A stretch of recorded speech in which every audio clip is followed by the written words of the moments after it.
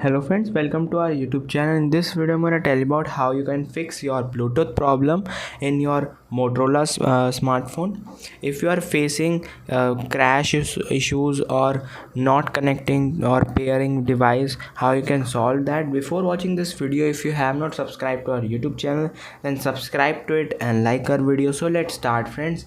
First you have to open your settings, and then you have to simply swipe down, click on settings. Here it is reset options.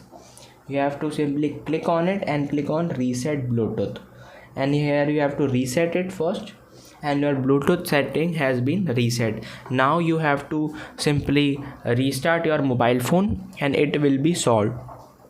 I hope you like this video. If you like this video, then subscribe to our YouTube channel for more helpful tips and tricks videos. See you next time.